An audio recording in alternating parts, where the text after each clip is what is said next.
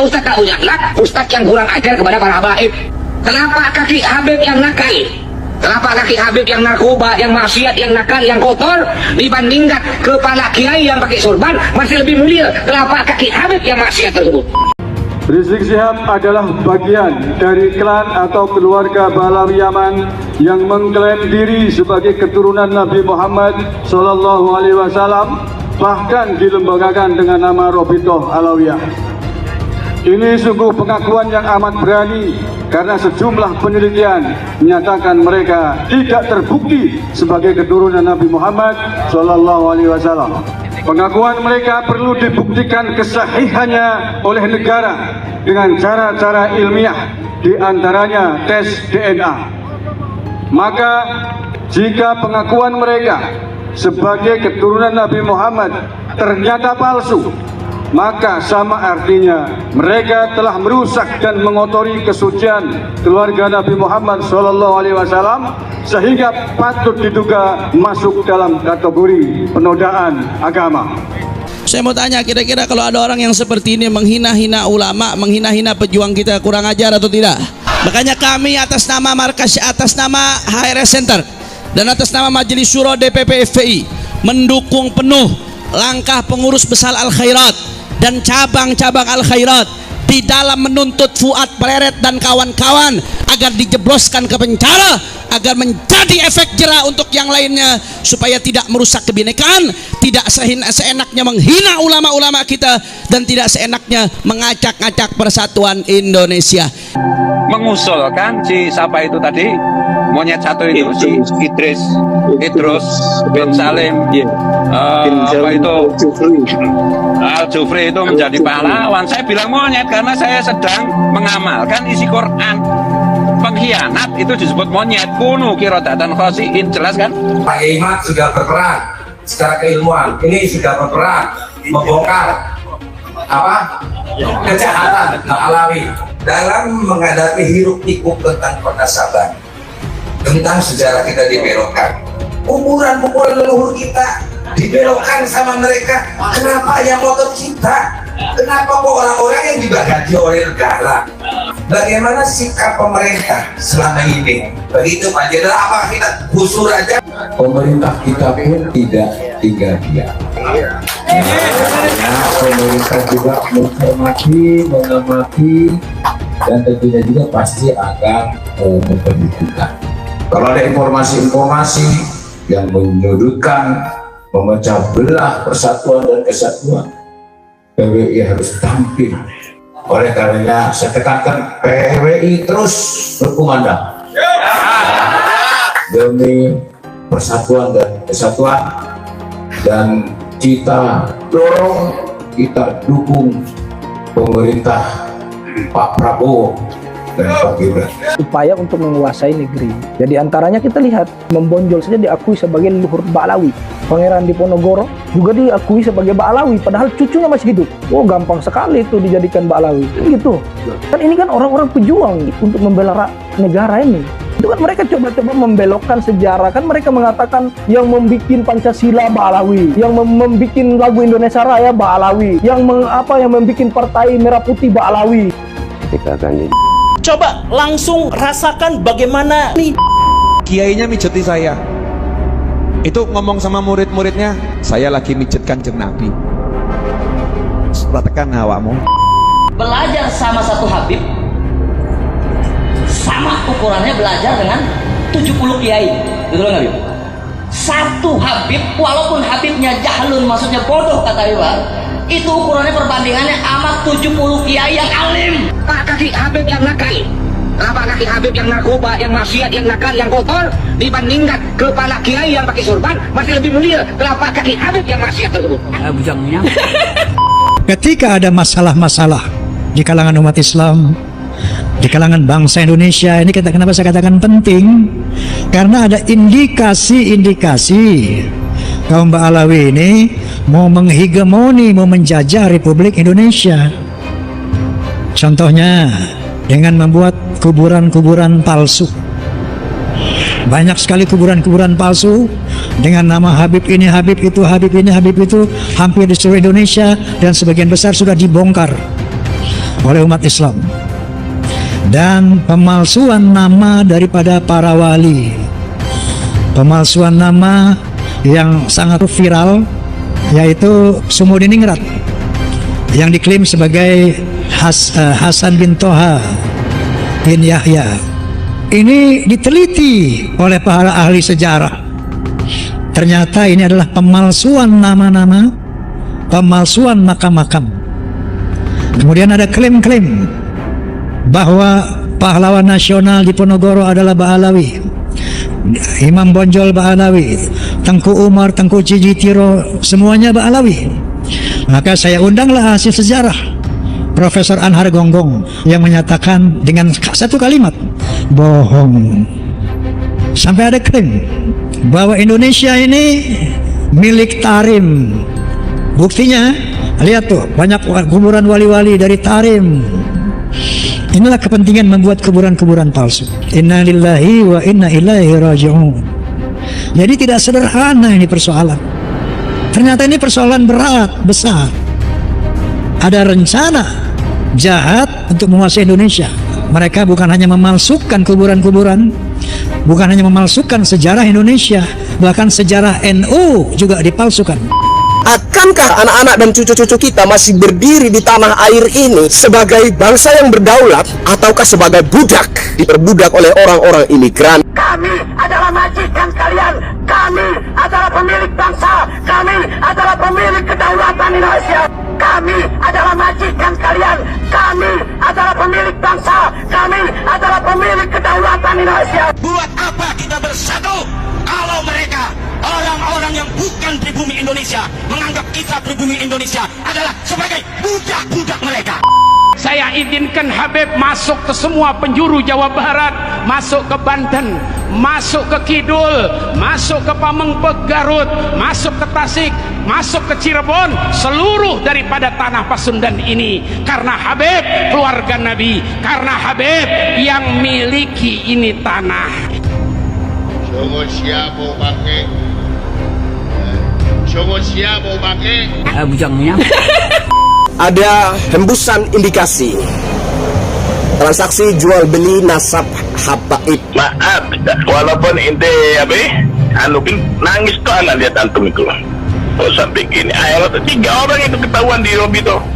Habiskan kurang lebih 5 M. Dia dapatkan uang. Ini mengeluarkan lagi 50 nasab dengan catatan harga 200 juta satu nasab. Kalau satu nasab 200 juta kali 50 10 M. Ya itu gampang nyari uang seperti itu. Ya Allah. Nah alhamdulillah sih bongkar semua kemarin tuh. Ini sekarang tinggal di Suma Tumpang ini bukan tempat yang bagus, ini tempat neraka ini. Sampai ada yang dari Hadramut juga datang sana, tapi ya Allah tak mampu sudah Habaib dijual belikan ini macam-macam.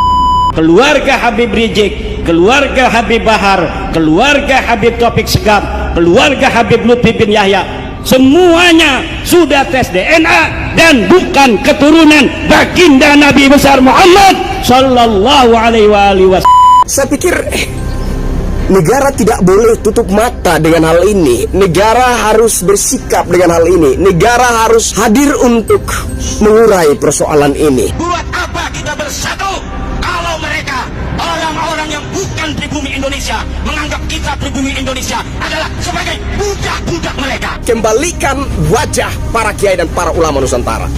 Kembalikan derajat harkat dan martabat para kiai dan para ulama Nusantara. Yang memerdekakan Indonesia Ba'alawi, Sumpah Pemuda aja loh. Al-Irsad masih ikut, mereka nggak mau ikut. Cina ikut Sumpah Pemuda, Ba'alawi nggak mau karena dia bilang kastanya dia lebih tinggi dari segalanya. Kita nggak bicara ngawur, ada sejarahnya, ada mereka punya jalan, kita baca kok, gitu loh. Jadi kalau mau bilang Pak Kiai, ada nggak arah itu? Emang arah, ada. Makanya mereka itu lebih senang melihat sebuah negara kacau daripada sebuah negara itu aman. Mendesak kepada kepolisian Republik Indonesia untuk menangkap dan memproses secara hukum saudara Muhammad Rizik Syihab yang telah melakukan provokasi dan memecah belah umat serta mendesak kasusnya mesum saudara Muhammad untuk dibuka kembali dan diproses secara hukum. Mendesak pemerintah untuk menangkap Rizik Syihab sebagai pemecah belah umat dan masyarakat karena sering membuat gaduh dan onar yang mengancam stabilitas keamanan nasional. Tangkap Rizik Syihab. Meminta kepada pemerintah agar membuat peraturan bahwa siapa saja yang mengaku sebagai keturunan Rasulullah Muhammad SAW harus dibuktikan di pengadilan dan dilengkapi dengan tes DNA supaya kewarganegaraan para habaib dicabut. Ada gerombolan monyet yang terus-menerus menghina dan memfitnah habaib dari kalangan Ba'alawi. Gerombolan monyet tersebut secara terang-terangan menjadi begal nasab yang mengobok-ngobok nasab Ba'alawi yang suci. Saya mau sampaikan nih kepada monyet yang sudah mendirikan ormas monyet dengan laskar monyet yang didukung oleh sejumlah jenderal-jenderal monyet, saudara. Saya sampaikan kepada monyet-monyet itu, ayo, kapan kita mau perang? Sebutkan harinya, sebutkan tempatnya, sebutkan tanggalnya. Bawa kau punya pasukan monyet semua. Kami akan bersihkan NKRI ini dari monyet laknat yang merusak NKRI kita. Setuju tidak? Takbir. Semuanya angkat tangan. Takbir. Takbir. Takbir. Sallu ala Nabi. Maka itu kita ingatkan kepada Bapak Kapolri, segera perintahkan Panglima TNI dan Kapolri. Bapak Prabowo Subianto Presiden, segera perintahkan Panglima TNI. Jangan sampai perang ini Pak di negeri kita Pak. Jangan. Kalau Presiden nggak mau tahu, Panglima TNI nggak mau tahu, Kapolri nggak mau tahu, saya akan bikin pasukan besar-besaran se-Indonesia. Kita akan perang, kita akan kejar. Kita akan kejar, hajar, habisi, ganyang semua monyet PKI yang selama ini menghina ulama, menghina habaib, menghina muhibbin. Saya tanya sekali lagi, semua siap berjuang? Siap ikut Habib? Takbir. Pulang dari sini nanti siapin aja asa golok yang tajam, ya, siapin senjata yang kita punya ya. Tiap saat saya bisa beri komando. Ini udah kelewatan. Jadi kalau si monyet ini nggak ditangkap sama Kapolri, ini kelewatan. Saya minta kepada Al Khairat, Rabito jangan mundur. Nggak ada kata damai. Orang ini harus digebloskan ke penjara. Dia sudah menimbulkan keonaran. Betul? Takbir. Jadi sangatlah tidak pantas kalau Kiai Imad digelari Al-Kaburi. Sangat tidak pantas gitu. Yang pantas dipanggil Al-Kaburi ya kalian. Datuk kalian dulu ketika diperangi sama Ottoman dulu, negeri kalian dihancurkan sama Ottoman zaman dulu, kemudian kalian kabur berbondong-bondong. Saya nggak muat lagi, bergelantung juga nggak masalah. Nah itu Al-Kaburi. Jadi si Bahar, si Riji, si Ali Jibdan dan sejenisnya itu adalah keturunan dari Al-Kaburi. Kabeh dadi dhek wong Yaman niku terus piye ceritane? Delok. Ngerti-ngerti nenek kami yang bikin Pancasila, gundulmu kuwi. Merah putih adalah karena kakek kami. 17 Agustus kakek kami. Lho kok dekmu kabeh iki gundulmu ta? Lho mlakno kula mulai rada konslet niku gara-gara perkara niku. Nek wingi ngono karepmu. Kita padamkan api neraka karepmu. Opo ngono ae. Isra Mi'raj ping 70 karepmu. Tapi kalau sudah mengklaim negara merah putih TEDI, lah mbak-mbak dhewe sing mati demi merah putih kok dadi tekmu kok mbakmu turu piye niku betul. Makanya kalau sudah terkait kemerdekaan ojo macem-macem, tak samplok rupamu. Ini Kiai Imad ini membatalkan nasabah Ba'alawi karena dibayar oleh Cina. Kata saya, urusannya apa Cina sama saya? Apa untungnya Cina itu sama batalnya nasabah Ba'alawi? Sekarang kan di Banten lagi ada proyeknya Pak Jokowi dulu, proyek strategis nasional, namanya PIK 2. Saya kan nggak ngomong, mau setuju, mau menerima, mau menolak, saya nggak ngomong. Itu banyak orang-orang yang musuh-musuh Pak Jokowi itu sekarang lagi menolak proyek strategis nasional PIK 2. Lalu karena saya diem aja, Tuh lihat Kiai Imad, kalau nasab Habib aja dikejar. Tapi adanya penjajah Cina katanya di Tangerang, Banten, dia diam saja. Aktivis-aktivis sudah menolak, tapi Kiai Imad diam saja. Itu tanda bahwa isu nasab ini dibayarin oleh Cina PIK 2 katanya. Bos, itu PIK 2 itu proyeknya Baklawi bos. Aguan itu orang Cina, tapi yang ngejalanin proyeknya itu Baklawi, namanya Mu'annas Al-Aidid. Dia Baklawi, dia Habib. Kalau saya ngelihat Baklawinya saya langsung nolak.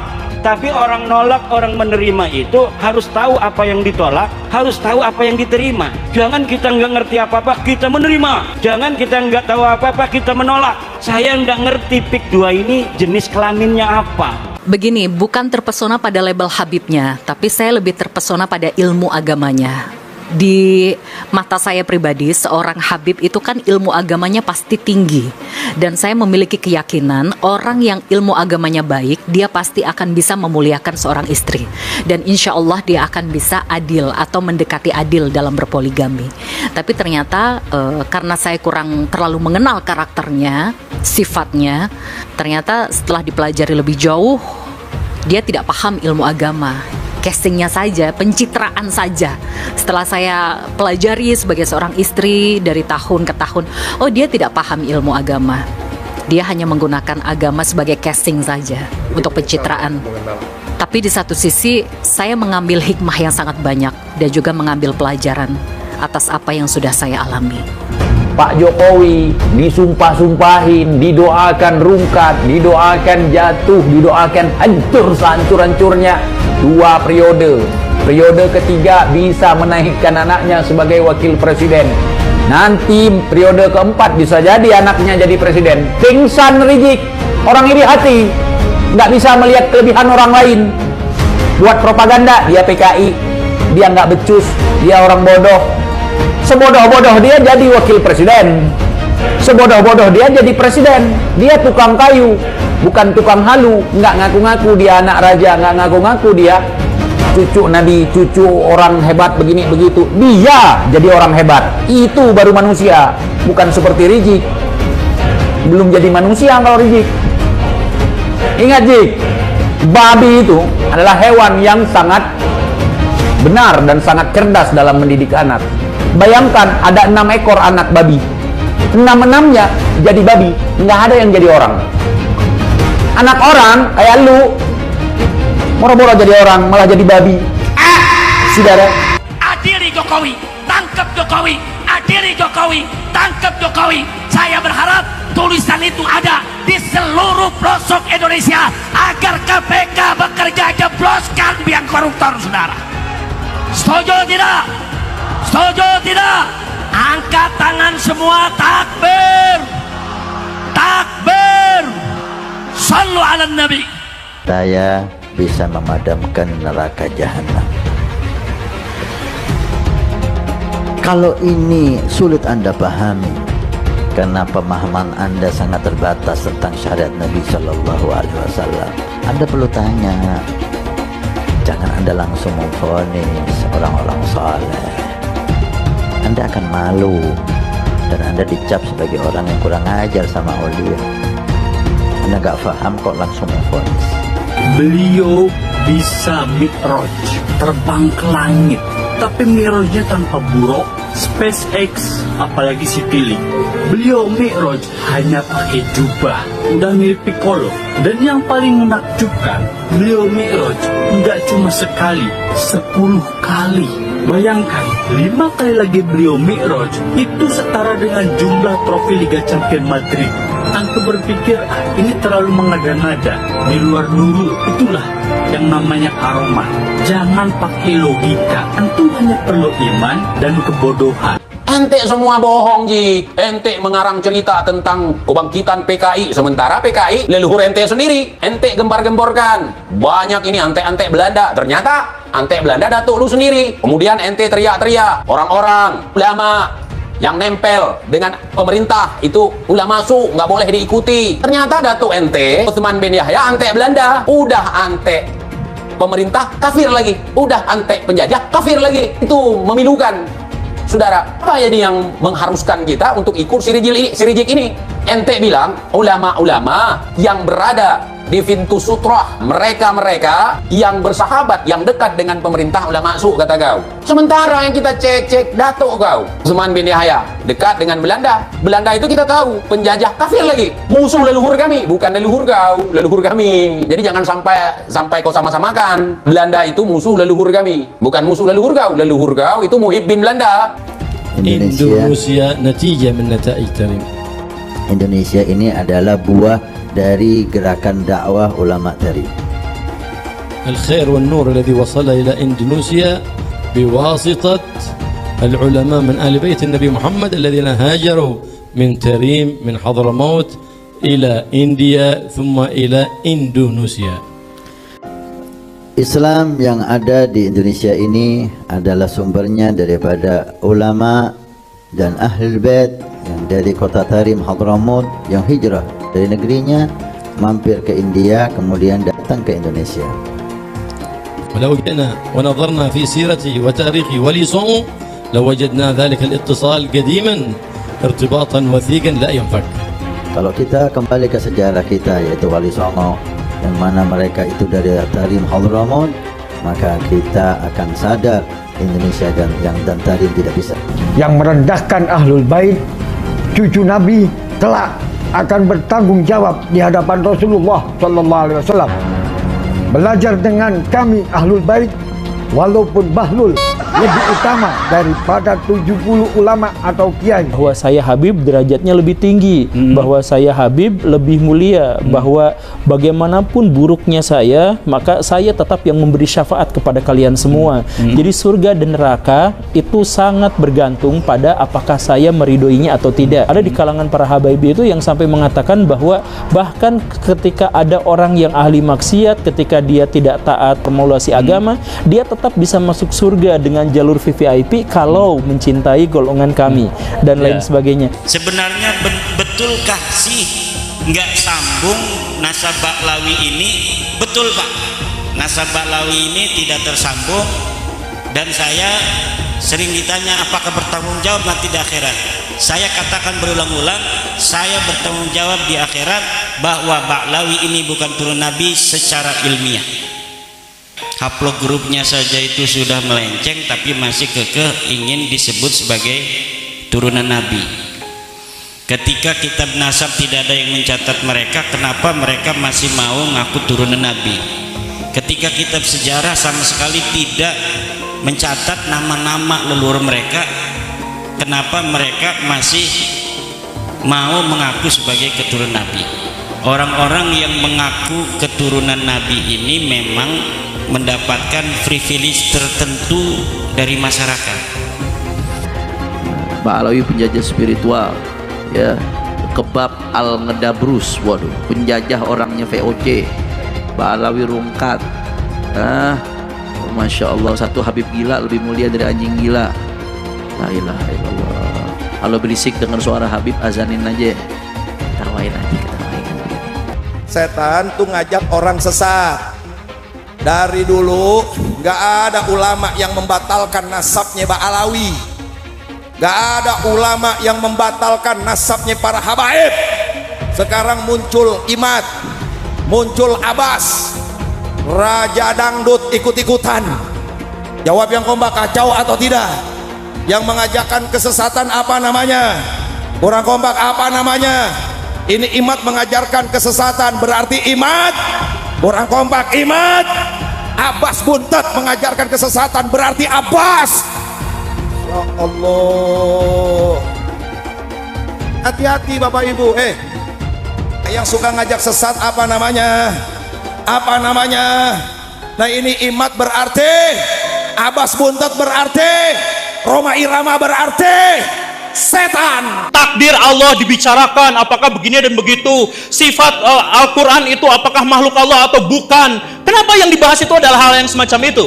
Detik ini ketika saya sedang ngomong di sini, ada orang-orang Cina yang sedang bikin komputer super, komputer kuantum. Dan kalau misalkan itu sudah mewujud, maka mereka bisa menguasai dunia. Di Jepang dan di Korea sekarang sedang bikin nanoteknologi. Amerika Serikat sedang mengembangkan AI. Coba saya tanyakan, perintah Allah adalah untuk membahas hal-hal seperti itu, mengkaji hal-hal seperti itu, mengkaji ayat-ayat kauniyah, membahas tentang ciptaan-ciptaan Allah. Tapi kita tidak melakukan seperti itu. Yang kita lakukan adalah membahas tentang Allah, tentang takdir, tentang perbuatan Allah, lalu kita klaim sama-sama, kamu masuk neraka.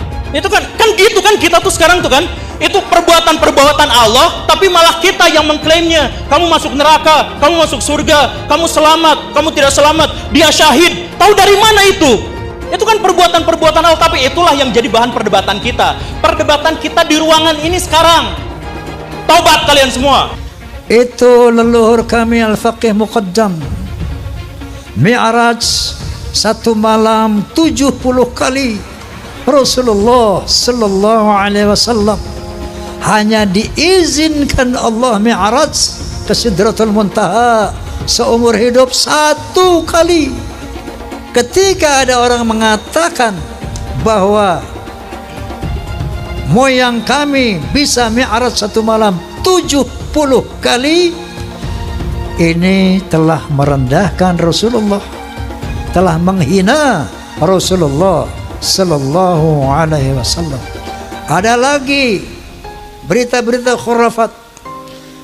Leluhur kami kalau tidak malu sama Allah dapat memadamkan api neraka cuma dengan kelingking. Ini menghina Nabi, sekarang menghina Allah subhanahu wa ta'ala. Banyak lagi cerita seperti itu.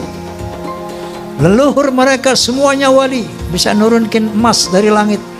Yaman itu negeri paling miskin di Timur Tengah. Bagaimana kita percaya dia bisa nurunin emas dari langit? Nah, ini membuat satu faktor menguatnya saya, keraguan saya tentang apa iya cucu Nabi ini kayak begini.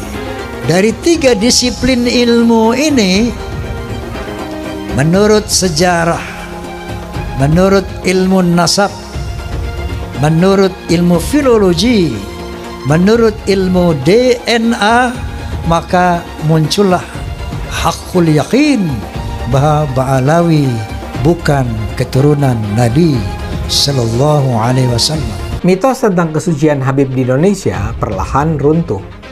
Bila semula para Habib seperti Rizik Syihab atau Bahar Smith dipercaya sebagai manusia suci yang harus dipercaya dan diikuti perintahnya, rasa hormat terhadap para Habib pun perlahan memudar. Di beberapa daerah saat ini berulang kali terjadi pembongkaran makam Habib Keramat. Pembongkaran makam ini adalah bagian dari gejala lebih besar pembongkaran kepalsuan tentang Habib sebagai keturunan Nabi Muhammad. Para Habib di Indonesia tidak bisa dianggap sebagai keturunan Nabi Muhammad. Para Habib seperti Habib Rizik Syihab atau Habib Bahar Smith justru melanggar ajaran Islam. Sudah saatnya masyarakat Indonesia tidak lagi percaya pada mitos-mitos tentang Habib sebagai keturunan Nabi yang suci. Habib Bahar berkata, satu Habib lebih utama daripada 70 kiai. Yang ngomong bukan Bahar bin Smith. Itu saya lagi buka kitab, bukan lagi ceramah. Saya lagi ngajar santri, biar santri ini tahu Thariqah Ba'alawi syarifun wahidun, satu Habib afdal min sab'ina aliman, lebih utama daripada 70 alim. Satu kaki Habib itu lebih tinggi, lebih mulia dari 70 kepala kiai, kan gitu. Itu kan penghinaan betul. Kalau orang tidak terhina dengan ini, saya kira tidak, rasa kebangsaannya rendah. Karena itu dinyatakan, harusnya ditegur lah.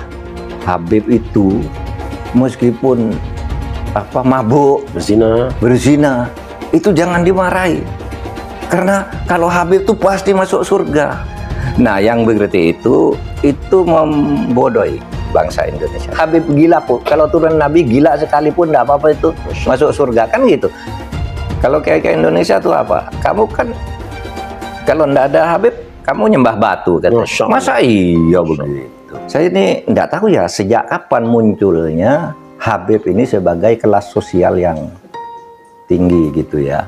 Ba'alawi kalau bagi saya bukan gitu ya, bukan turunan Nabi, karena dari filologi jelas ya kemudian dari histori jelas, kemudian juga DNA yang terakhir itu. Belajar sama satu Habib sama ukurannya belajar dengan 70 kiai, sama ukurannya belajar dengan 70 kiai, gitu loh Habib. Satu Habib, walaupun Habibnya jahlun maksudnya bodoh kata Iwan, walaupun Habibnya jahlun maksudnya bodoh kata Iwan, itu ukurannya perbandingannya amat 70 kiai yang alim. Itu ukurannya perbandingannya amat 70 kiai yang alim. Perbandingannya Sayyidul Imam Faqihil Muqaddam di dalam manaqib sejarah hidup beliau diceritakan bahwa Al-Imam Faqihil Muqaddam adalah orang-orang yang besar, beliau adalah orang-orang yang hebat. Bahkan diceritakan beliau pernah mi'raj, saudara-saudara, bertemu dengan Allah dalam satu hari 70 kali, saudara-saudara, bertemu dengan Allah dalam satu hari 70 kali, saudara-saudara. Kalau aku tidak malu kepada Allah Ta'ala, maka neraka jahanam itu akan aku matikan. Kalau aku tidak malu kepada Allah Ta'ala, maka neraka jahanam itu akan aku matikan. Al-Hamid ngeluarin rantai emas dari langit. Wah. Keramatnya Al-Hamid tuh, ngeluarin rantai emas dari langit sampai ke bumi. Lagi ngobrol sama kakaknya Al-Muhdhar nih, Syekh Umar Muhdhar. Ayo wahai Syekh Umar Muhdhar, lihat keramatannya, nurunin rantai emas dari langit sampai ke depan dia. Ini Habib Syekh Umar Muhdhar ketawa doang. Dia bilang sama adiknya, Al-Hamid, coba lihat tuh paling atas siapa? Gak tahu, ada Syekh Umar Muhdhar megangin rantai dari atas. Beliau angkat tangan kepada Allah Subhanahu wa taala sambil mengatakan, ya sama subbil laban walat Abdullah dakhal adan. Wahai yang menciptakan langit, yaitu Allah, turunkan hujan susu, turunkan hujan susu. Dihujani apa? Susu. Subbil laban, hujankan susu. Walat Abdullah dakhal adan, karena saya anaknya bapak saya Habib Abdullah bin Abi Bakar mau masuk ke kota ini. Gak lama dari selesai doanya beliau langsung hujan susu. Masya Allah. Ada muridnya Habib Salim Jindan namanya Abdurrahman. Nih Bang Maman, kalau kita panggil Bang Maman. Bang Maman ini sholatnya berantakan. Bang Maman ini maksiatnya luar biasa, ibadah kocar kacir. Habib Salim Jindan dikabarin sama muridnya, Beb, Maman meninggal. Sebelum ditutup, habis beliau tulis, ditaruh ke kertas, lo bilang, Man, gue tahu lo ibadahnya berantakan, tapi lo cinta sama dzurriyyat Nabi Muhammad, ikhlas dari dalam hati. Nanti kalau malaikat munkar nakir datang nanya pertanyaan kubur, jangan lo jawab, Man, lo kasih surat dari gue, lo masuk surga tanpa hisab. Umat Islam mulai gaya, mulai mengkoreksi Habibnya, mulai mengkoreksi Habibnya, mulai mengkoreksi ulama-ulama dari anak cucu Nabi Muhammad SAW. Orang yang seperti itu mirip dengan iblis. Orang yang seperti itu mirip dengan iblis. Sudah dijelaskan, orang yang mati bawa benci sama keluarga Nabi, bukan hanya umat Nabi dia keluar, saudara. Bukan hanya keluar dari umat Nabi, sampai dia keluar dari agama, keluar dari Islam, saudara sekalian. Artinya apa? Tidak ada kesempatan mendapatkan pertolongan dari baginda Nabi Muhammad. Man ahabbahum ahabbahallah. Siapa yang cinta dengan keluargaku para habaib, dzurriyyat Nabi Muhammad, ahlul bait Nabi, maka dia akan dicintai oleh Allah. Wa man abghadahum abghadahallah. Siapa yang benci kepada keluargaku, maka dia juga akan dibenci oleh Allah Subhanahu wa taala. Rasa kebanggaan saya terhadap Indonesia itu ternodai oleh sikap-sikap beberapa habaib, dan para pejuang Indonesia itu diremehkan. Misalnya cerita bahwa proklamasi kemerdekaan Mei 17 Agustus itu karena bisikan Habib tertentu kepada Bung Karno, itu kan tidak pernah ada dalam cerita itu. Tidak ada Habib, cerita Habib ini tidak pernah ada di dalam sejarah, kecuali dulu menjadi Usman Yahya itu menjadi muftinya Belanda, yang mengharamkan kita melawan Belanda. Justru itu Habib yang jelas itu tertulis dalam sejarah. Kalau Habib berbisik ke Bung Karno kapan? Dan tidak pernah ada cerita itu. Nah kok sekarang lalu Habib, lalu para pejuang dihabibkan semua kan? Diponegoro. Siapa lagi? Imam Bonjol. Wah, itu kebanggaan orang Jawa loh, Diponegoro itu. Lalu dihabibkan. Habib dari mana? Limited edition ini. Muka-muka impor. Kalau lo kan muka lokal. Hidung pesek, pipi tembem. Mata belok. Persis kayak celengan Semar. Sekarang ada disebut hal rame, dibicarain di TikTok. Saya punya kakek yang jelek-jelekin Habib Utsman bin Yahya. Dia bilang antek Belanda. Zaman dulu itu Belanda luar biasa loh. Dan Habib Utsman punya langkah. Bila memang dalam kitabnya Manhajul Istiqamah ada membahas untuk tidak ada pemberontakan, tapi bacanya yang jelas, jangan cuma pas garis itu aja. Itu di situ disebutkan. Bahkan bukan cuma Habib Utsman, dulu almarhum Ki Haji Hashim Asy'ari juga begitu. Bahkan bukan cuma Habib Utsman, dulu almarhum Ki Haji Hashim Asy'ari juga begitu. Dulu almarhum Ki Haji Hashim Asy'ari juga begitu.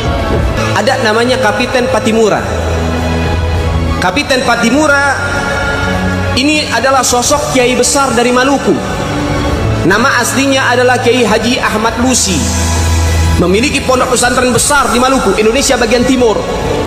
Al-Habib Ali bin Abdurrahman Al-Habsyi Kuitang, beliau yang memfatwakan ketika tanggal 17 Agustus Soekarno membacakan teks proklamasi mendeklarasi daripada kemerdekaan di Indonesia. Beliau di hari Jumat itu, ba'da Jumat beliau fatwakan, sekarang saya fatwakan setiap tanggal 17 Agustus wajib pasang bendera merah putih di rumah-rumah kalian. Siapa yang nyuruh? Itu fatwa Habib Ali bin Abdurrahman Al-Habsyi Kuitang. Bendera merah putih, siapa yang memberikan instruksi kepada Bung Karno untuk membuat bendera merah putih sebagai bendera Indonesia? Itu adalah fatwa Al-Habib Idrus bin Salim Al-Jufri Palu Al-Khairat. Lambang negara Garuda, siapa yang buat? Al-Habib Asy-Syarif Hamid Al-Gadri dari Pontianak, keluarga baginda Nabi Muhammad. Lagu 17 Agustus, Pramuka, lagu syukur, siapa yang buat? Al-Habib Husin Al-Mutahhar dari Semarang, dzurriyyat baginda Nabi Muhammad. Jadi Anda jangan berpikir, ini habaib di Indonesia jasanya apa? Banyak, itu yang baru kecatat. Itu yang baru ketahuan. Masih banyak lagi daripada keluarga Nabi Muhammad yang tidak mau masuk buku karena perjuangannya ikhlas karena Allah dan Rasul. Siapa Imam Bonjol? Semua pasti bilang pahlawan. Betul apa enggak? Imam Bonjol pahlawan Indonesia bukan? Pahlawan nasional bukan? Sekarang siapa namanya Imam Bonjol? Al-Habib Muhammad Syahabuddin, beliau habaib dari kalangan bin Syahab. Imam Bonjol itu bin Syahab, masih daripada kakeknya Habib Rizik, saudara sekalian. Itu keluarga daripada Nabi Muhammad, keturunan Sayyiduna Muhammad. Habib Rizik, Habib Rizik guru de NU, Habib Rizik, Habib Rizik idola de NU. Indonesia terbesar di dunia. Bangsa ini akan aman, bangsa ini akan sejahtera, bangsa ini akan makmur selama anak cucu Nabi Muhammad SAW tidak diganggu, tidak diusik, dimuliakan, dicintai, disayangi. Karena apa? Ada doa dari kakeknya, pemimpin kita semua, baginda Muhammad sallallahu alaihi wasallam.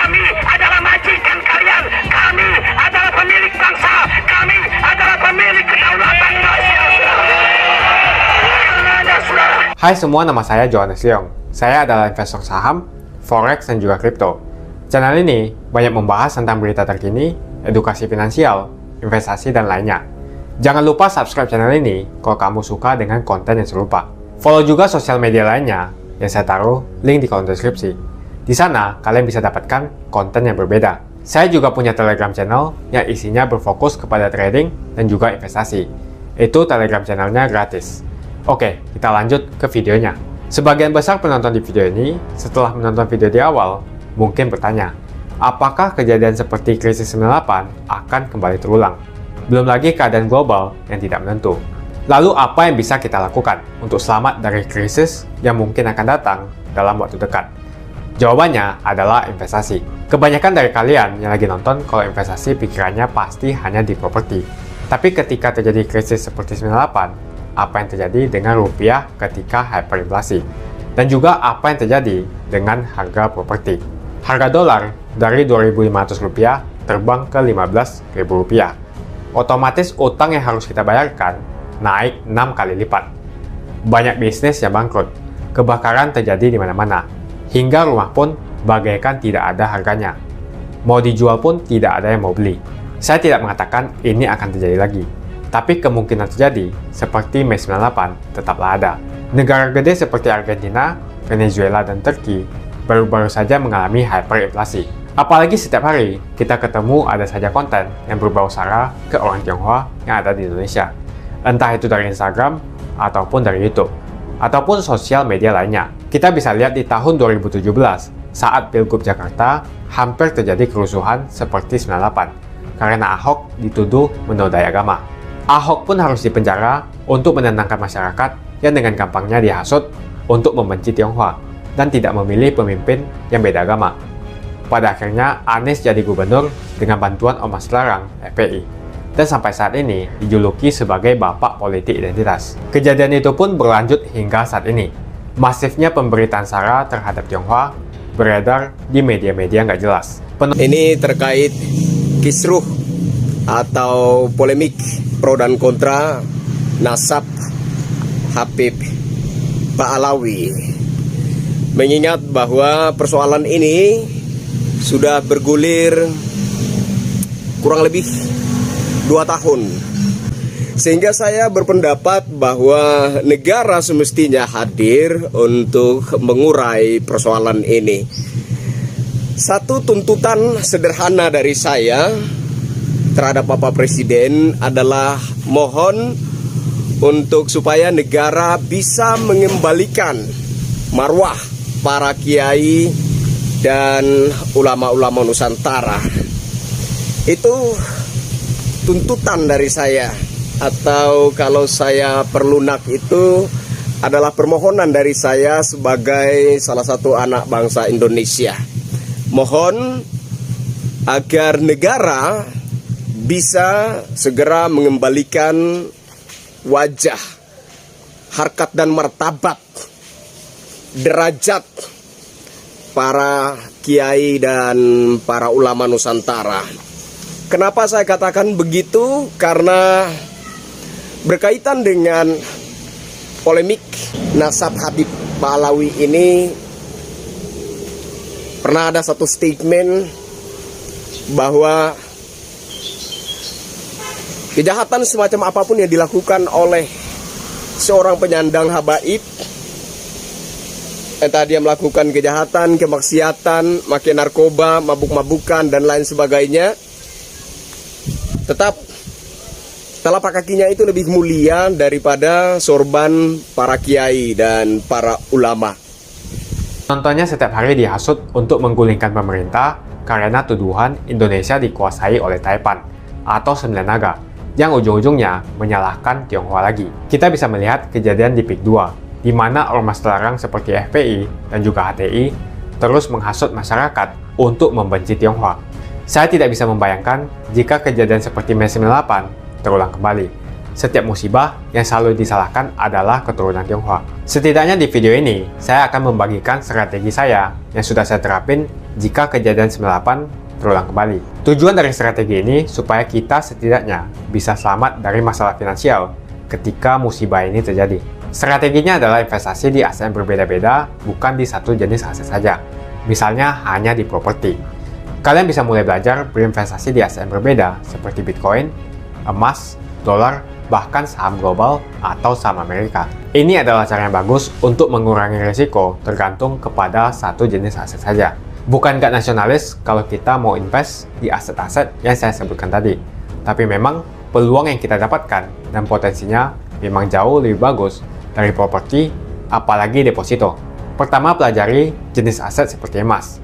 Setidaknya kita bisa terlindung dari efek hyperinflasi ketika terjadi. Selain itu, kalian juga harus belajar bagaimana mendapatkan penghasilan dari emas. Kedua, kalian harus belajar investasi aset global seperti saham Amerika atau saham global. Ketika terjadi krisis, yang paling berdampak adalah saham-saham Indonesia. Karena semua utang perusahaan dalam bentuk dolar akan terkena dampaknya.